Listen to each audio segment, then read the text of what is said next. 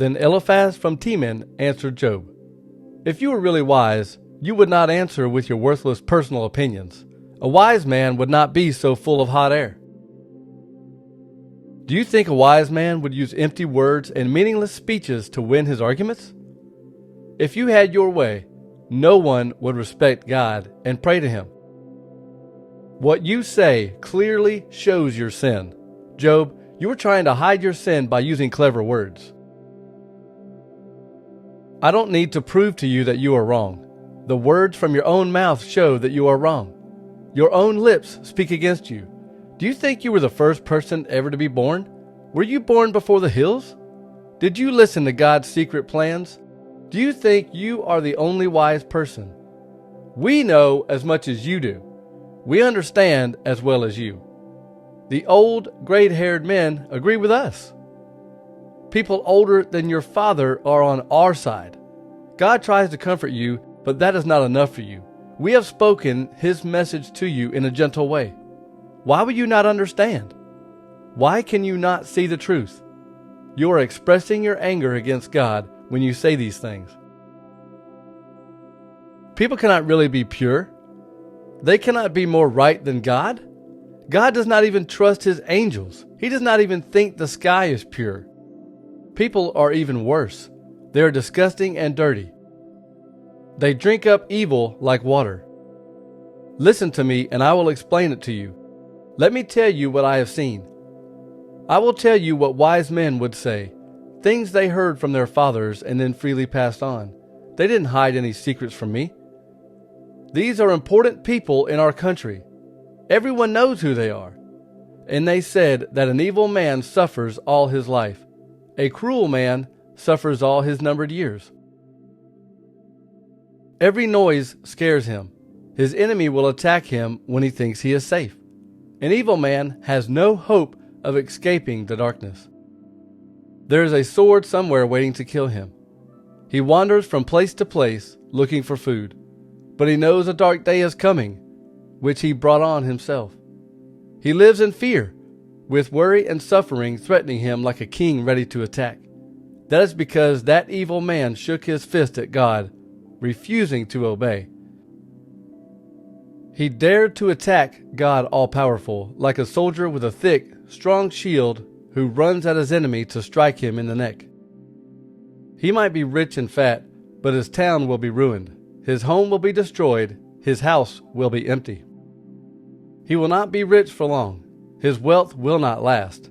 His crops will not grow large. He will not escape the darkness. He will be like a tree whose leaves die from disease and are blown away by the wind. That evil man should not fool himself by trusting in worthless things, because he will keep nothing. He will die before his time, like a tree whose top branches have already begun to die. He will be like a vine that loses its grapes before they ripen. He will be like an olive tree that loses its buds. That is because people without God have nothing. Those who take bribes will have their homes destroyed by fire. They are always thinking of ways to do evil and cause trouble. They are always planning how they might cheat others. Then Job answered, I have heard all these things before. You men give me trouble, not comfort. Your long speeches never end. Why do you continue arguing? I also could say the same things you say if you had my troubles. I could say wise things against you and shake my head at you, but I would say things to encourage you and give you hope. Nothing I say makes my pain go away, but keeping quiet does not help either. God, you surely took away my strength. You destroyed my whole family. You have made me thin and weak, and people think that means I am guilty. God attacks me. He is angry with me and tears my body apart. He grinds his teeth against me. My enemy looks at me with hate. People have crowded around me. They make fun of me and slap my face. God has given me to evil people. He let the wicked hurt me. I was enjoying a quiet, peaceful life, but then God crushed me. Yes, He took me by the neck and broke me into pieces. He has made me His target. With His archers all around me, He shoots arrows into my kidneys. He shows no mercy and spills my gall on the ground. Again and again he attacks me. He runs at me like a soldier in battle. I'm very sad. So I wear this sackcloth. I sit here in dust and ashes, feeling defeated. My face is red from crying. There are dark rings around my eyes. I was never cruel to anyone, and my prayers are pure. Earth, don't hide the wrong things that were done to me. Don't let my begging for fairness be stopped. Even now there is someone in heaven who will speak for me. There is someone above who will testify for me. My friend speaks for me, while my eyes pour out tears to God. He speaks to God for me, like someone presenting an argument for a friend. In only a few years, I will go to that place of no return. My spirit is broken. I'm ready to give up. My life is almost gone. The grave is waiting for me. People stand around me and laugh at me. I watch them as they tease and insult me. God, give me some support. No one else will. You have closed my friends' minds, and they don't understand. Please don't let them win. You know what people say. A man neglects his own children to help his friends, but my friends have turned against me. God has made my name a bad word to everyone. People spit in my face. My eyes are almost blind from my grief. My whole body is as thin as a shadow. Good people wonder how this could happen. The innocent are upset with anyone who is against God. But those who do right will continue to do what is right. Those who are not guilty grow stronger and stronger.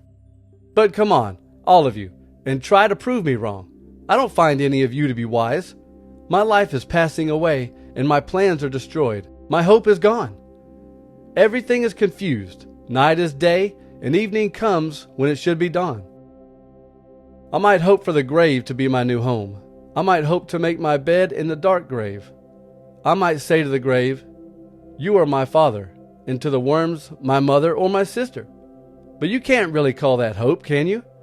Does anyone see any hope for me? Will hope go down with me to the place of death?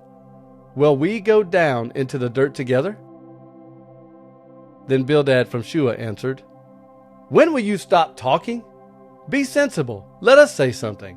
Why do you think we are stupid like dumb cows? Your anger is hurting no one but you. Do you think this world was made for you alone? Do you think God should move mountains just to satisfy you? Yes, the light of those who are evil will go out. Their fire will stop burning. The light in their houses will become dark. The lamps next to them will go out. Their steps, once strong and fast, become weak. Their own evil plans make them fall. Their own feet lead them into a net. They fall into its hidden pit and are caught. A trap catches them by the heel, and it holds them tight. A rope is hidden on the ground to trip them. A trap is waiting in their path. On every side, terrors frighten them. Fears follow every step they take. Disaster is hungry for them. Ruin stands close by, waiting for them to fall. Diseases will eat away their skin. Death itself will eat their arms and legs. They will be taken away from the safety of their tents and be led away to meet death, the king of terrors. Nothing will be left in their tents, which will be sprinkled with burning sulfur. Their roots below will dry up, and their branches above will die. People on earth will not remember them. Their names will be forgotten. They will be forced from light into darkness. They will be chased out of this world. They will leave behind no children, no descendants. None of their people will be left alive. People in the west will be shocked at what happened to them. People in the east will be numb with fear. This is what will happen to the homes of those who are evil. This is the place of those who don't know God.